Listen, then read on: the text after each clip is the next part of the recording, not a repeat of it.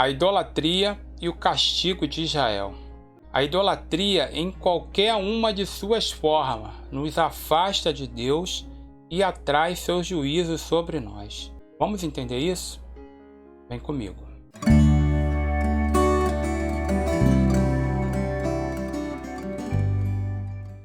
A paz do Senhor, sejam bem-vindos a mais um vídeo aqui no canal Teologia Homem, a Bíblia em Lições. Dando continuidade sobre o livro do profeta Ezequiel, nesta aula nós vamos aprender sobre a idolatria e o castigo de Israel. E na parte 1 nós vamos ver Ezequiel ver a idolatria de Israel. Na parte 2 nós vamos ver Ezequiel ver o castigo de Israel. Na parte 3, Ezequiel vê a glória do Senhor. E na parte 4, Ezequiel vê a restauração de Israel. Antes, eu te convido a se inscrever no canal, a deixar o seu like, acionar o sininho e compartilhar com outras pessoas. Não se esqueça de visitar as nossas redes sociais aqui ao lado, lá eu posto assuntos diferenciados. E se você quiser se aprofundar mais no estudo da Palavra de Deus, eu vou deixar aqui embaixo na descrição um link oficial do curso Interpretação Bíblica Gênesis Apocalipse, bem como o link do vídeo que eu gravei falando a respeito deste curso. É um curso muito interessante que vai trazer crescimento espiritual para a sua vida. Não deixe de acessar para conhecer, ok? Vamos à aula. A idolatria e o castigo de Israel. Eu te convido a abrir a sua Bíblia lá no livro de Ezequiel, capítulo de número 8, verso de número 1 ao 18. Nós vamos fazer uma leitura um pouquinho extensa, mas é necessário porque é a base do nosso estudo. Então é necessário a gente ler esses versículos.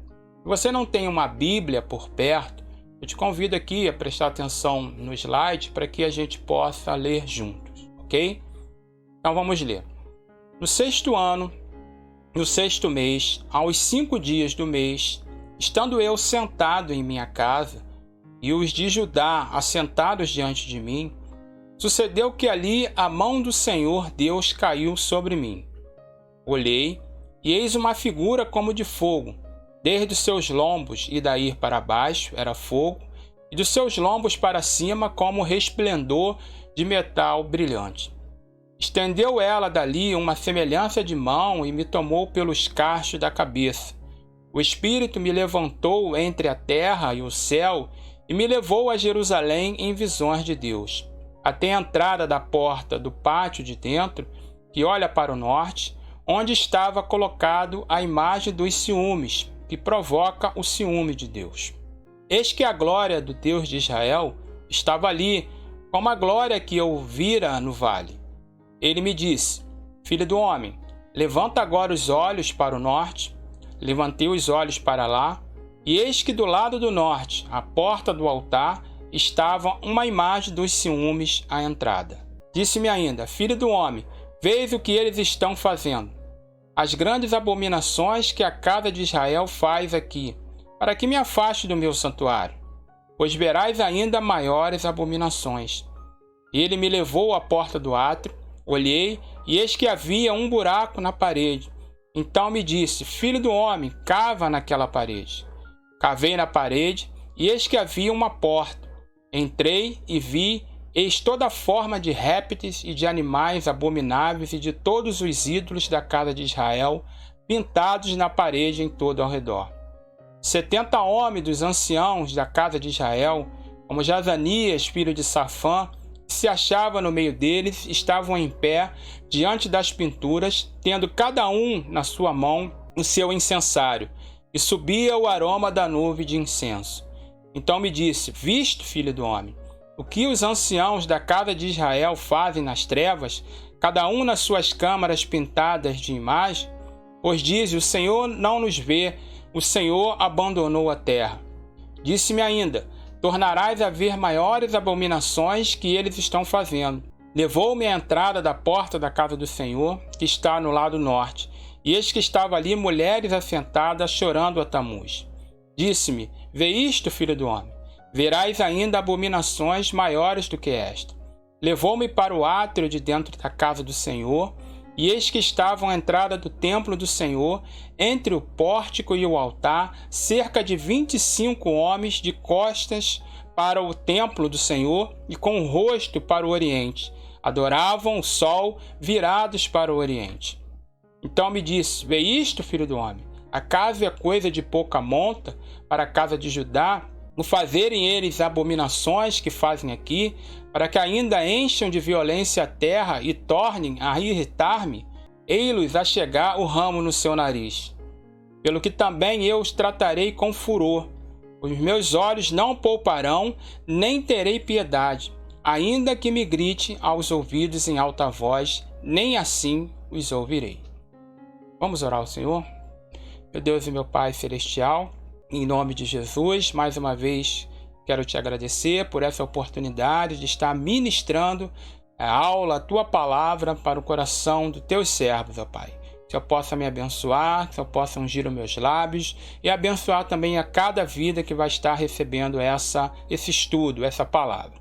Desde já nós queremos te agradecer por tudo, em nome de Jesus, que todos digam amém.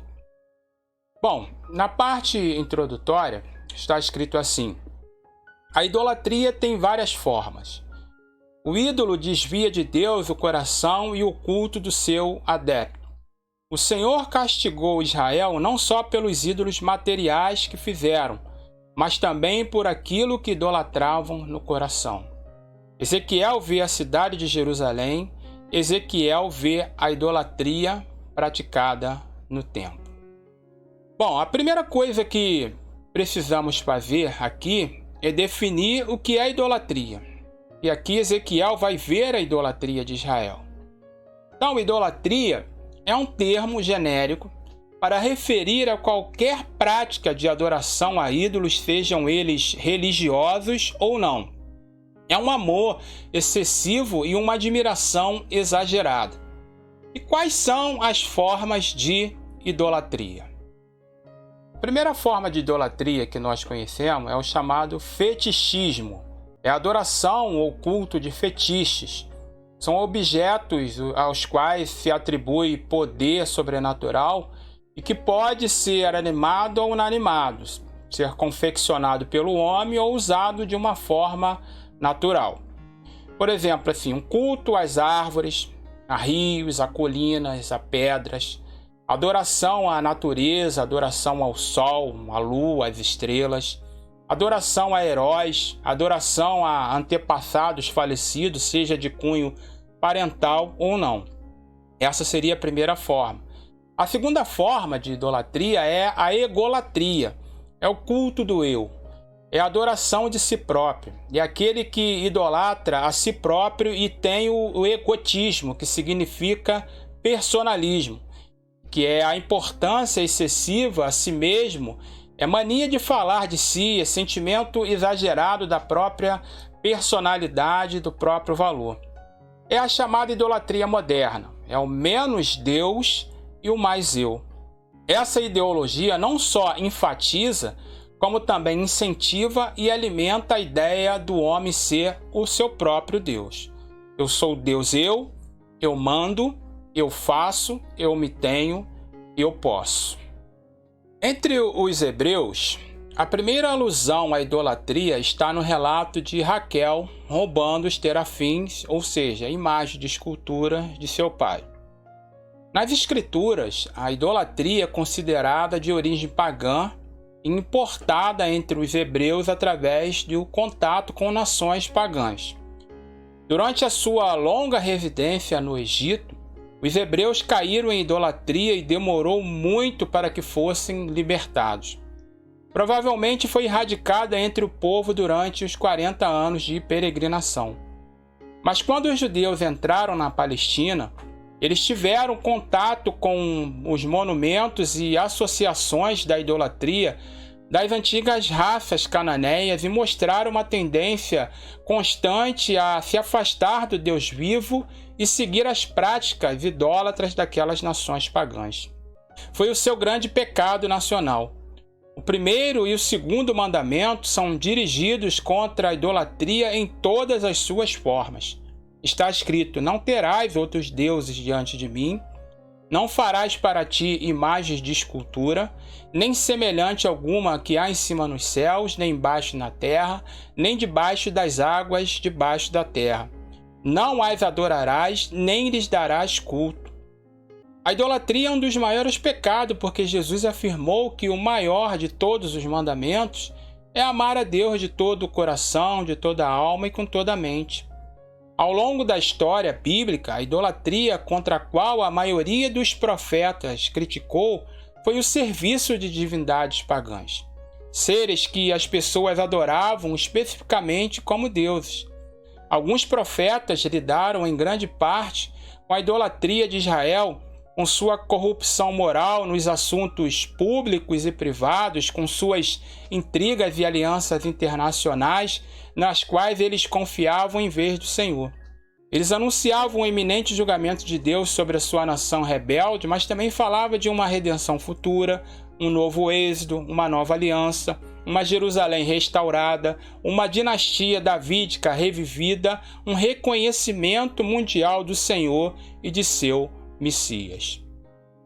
Já os contornos e a varredura da mensagem de Ezequiel são semelhantes, mas ele se concentra exclusivamente em Israel como povo separado do templo sagrado, da cidade santa, de uma terra prometida. Ao profanar sua adoração, Israel se tornou impuro e contaminou o templo, a cidade, a terra, e Deus vai revelar isso a Ezequiel, dizendo: no 6º ano, no 6º mês, aos 5 dias do mês, estando eu sentado na minha casa e os anciãos de Judá assentados diante de mim, sucedeu que ali a mão do Senhor Deus caiu sobre mim. Olhei e eis uma figura como de fogo, desde os seus lombos daí para baixo era fogo, dos seus lombos para cima, como resplendor de metal brilhante. Estendeu ela dali uma semelhança de mão e me tomou pelos cachos da cabeça. O Espírito me levantou entre a terra e o céu e me levou a Jerusalém em visões de Deus. Ezequiel teve essa visão espiritual de Jerusalém. E nesta visão, Ezequiel viu 4 abominações no templo. Bom, a primeira abominação que Ezequiel viu lá em suas visões é o ídolo ultrajante. É a imagem do ciúme associada ao rei. Foi chamada de imagem do ciúme porque provocava ciúmes, ou seja, a imagem foi feita para insultar a Deus, ao templo e também ao povo. A segunda abominação que Ezequiel vai ver são as imagens e incensários associados aos líderes da cidade. O interior do templo deveria ter querubins em volta do trono de Deus retratado nas paredes. E em vez disso, tinha ídolos imundos. Eles estavam cultuando animais do Egito. Diante dessas imagens sujas e idólatras estavam os líderes de Israel, cada um com um incensário lançando uma nuvem de incenso. Eles estavam oferecendo serviço sacerdotal e incenso associado a orações no meio da idolatria e também da impureza. Deus mostrou a Ezequiel que a visão era sobre o que os líderes de Israel faziam no escuro, escondido e nos quartos dos seus ídolos. Ezequiel ficou chocado ao ver que todos esses líderes da cidade eram idólatras secretos. Externamente mostravam uma coisa, mas o lugar oculto dos seus corações estavam cheios de obras sombrias, idólatras e abomináveis. A terceira abominação que Ezequiel vai ver é o choro por Tamuz associado às mulheres. Era um outro exemplo de adoração pagã. E Tamuz era uma divindade adorada por muitas nações vizinhas, geralmente com ritos imorais e também impuros. Ezequiel ficou consternado porque as mulheres estavam lá, no lugar sagrado, reservado apenas aos sacerdotes, cultuando um Deus da fertilidade da terra através de imoralidade de todos os tipos. A quarta e última abominação é a adoração ao sol, associada aos sacerdotes. A idolatria dos 70 anciãos estava escondida no templo, mas esses homens praticaram sua idolatria abertamente. Esses homens estavam onde os sacerdotes normalmente ficavam para abençoar o povo. No entanto, Com o templo atrás deles e seus rostos voltados para o leste, eles estavam adorando o sol. Eles não adoravam o Senhor mesmo em seu próprio templo. Eles adoravam o sol como outras nações pagãs.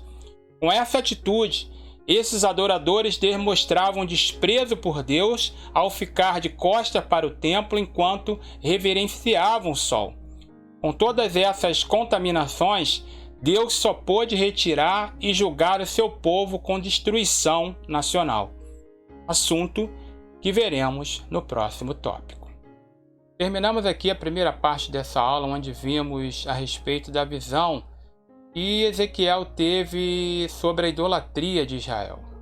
Eu te agradeço muito por ter permanecido até o final deste vídeo, mas ainda não acabou. Na próxima aula nós vamos ver Ezequiel ver o castigo de Israel. Mais uma vez eu te convido aí a se inscrever no canal, deixar o seu like, acionar o sininho e compartilhar com outras pessoas, ok?